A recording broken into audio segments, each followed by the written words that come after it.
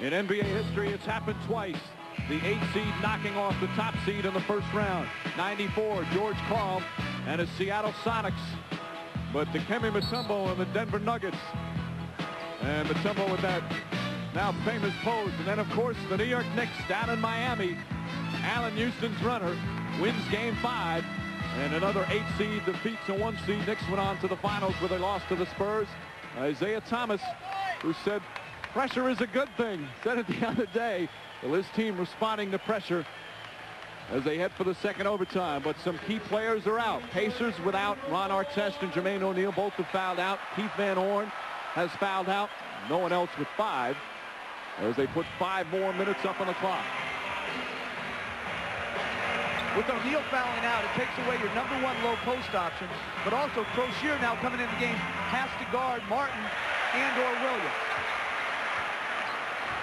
Kidd has been just superb from the 4th quarter on. He struggled a good part of the game, but has made all the big plays. Kenyon Martin. Martin on the pull-up. Harris keeps it alive. Fight for the rebound. Still lost. And Crozier comes away. As long as Crozier keeps fighting Martin that way and makes him come out 10, 12 feet off the low block area, you can live with that. Miller hit the big 3 at the end of regulation that may have come after the buzzer, but it sent it into the first overtime. Mercer, quick shot. Rebound knocked loose. Last touch by Kidd. Pacer ball. Again, they switched the initial pick and roll, but it left them vulnerable on the second shot. Brad Miller, size advantage over Kittles. Kidd comes over the top. It deflects off his hand, out of bounds.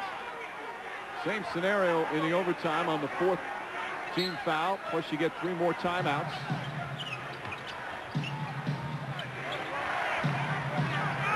Mercer trying to take Kittles off the screen. Martin switches. Crozier has Kittles on him. Crozier backs in. Draws some contact. Kevin Allen hesitant to shoot at first. Crowd wanted to travel, but Harris gets the rebound.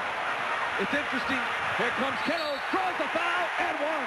Bad foul for Mercer, and Kittles with a chance for a 3-point play. That's bad transition defense. You should never give up a layup like that in this particular situation. And it was interesting to see the hesitation in Ollie. In game 4, he didn't. He shot it freely. Here, Kittles touch foul. You got to put the guy on the line for 2 free throws there. There can't be any touch fouls going down the stretch of these games. I didn't know who Ron Mercer thought was going to pick him up running down the floor. Ron Mercer was running down the center of the floor, and you had Kittles out in the right lane. You got to push out and find him. Mercer's played a solid game, but made a bad decision. Nets by 3 here in the second overtime.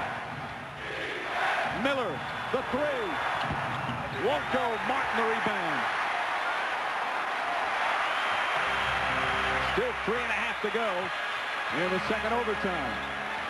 They want to run 4 corners right now and run the clock out. That's it. Rest of the game.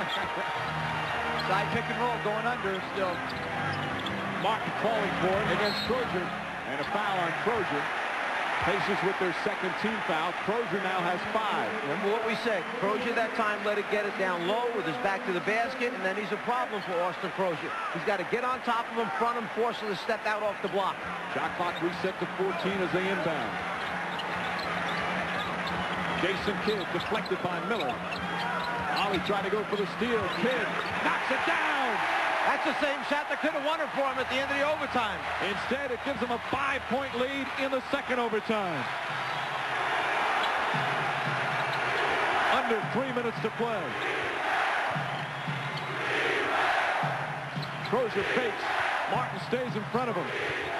Mercer, tough fall-away shot. Ron Mercer offensively, a superb game. He now has 20 points. 3-point New Jersey lead. Kidd spinning. Kicked by Miller. Shot clock will remain at 14. 2:32 to go in the game. Or perhaps at least in the second overtime.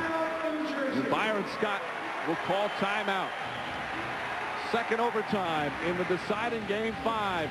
Scott's team leading by 3.